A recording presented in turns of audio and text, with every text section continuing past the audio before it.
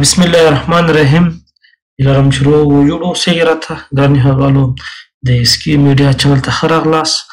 نن غواړم تاسو سره د برازیل د هېواد د بشردوستانه ویزو په ارتباط باندې معلومات شریک کړم. زیاتره هېوادوالو ما ته په تلیګرام له طریقه د وټساپ له طریقه پیغامونه پرېښي وو او د هغې په ارتباط باندې ما څخه معلومات غوښتل. نن غواړم چې د ویډیویي شکل په شکل سره تاسو سره دغه معلومات شریک کړم.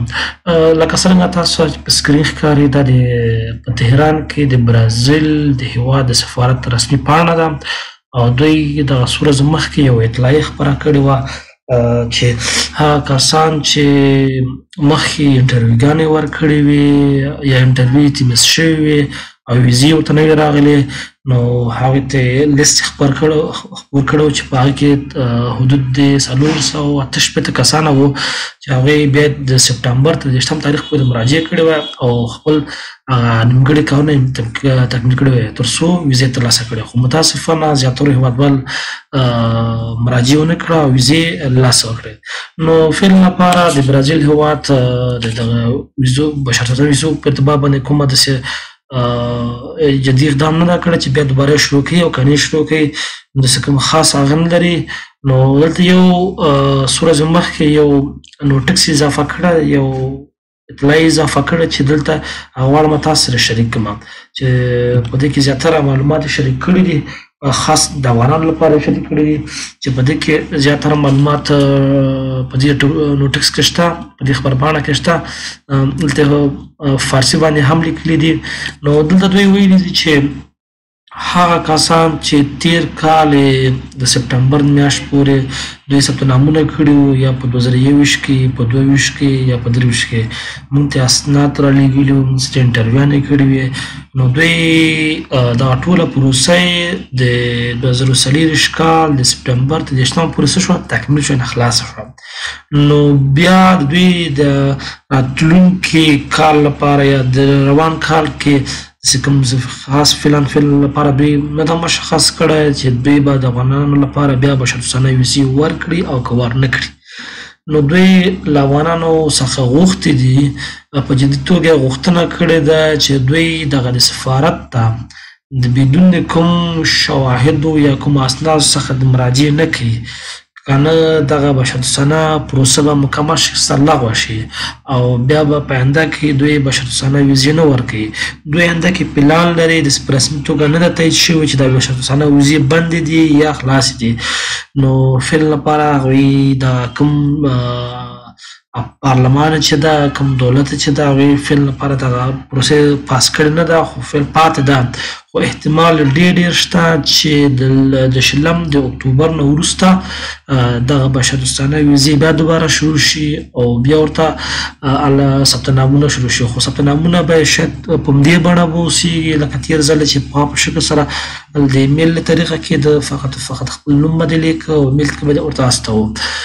شاید په دې شکل سره اوسېږي یا شاید فزیکي شکل سره اوسېږي، یعنې حضوري شکل سره ځي همالته خپل شواهد او اسناد وړاندې کوي او هغه نه وروسته تاسو ته ویزه درکول کېږي.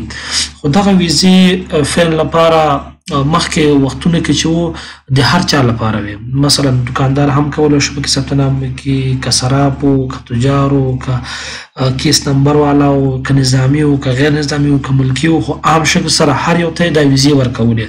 خو احتمال دې هم شته چې دغه ویزې آینده پلان کې هغو کسانو ته ورکړي چې هغې ورته څه کوي، اړتیا ورته لري، ژوند یې په خطر کې افغانستان کې او نشي کولی په افغانستان کې پاتې شي.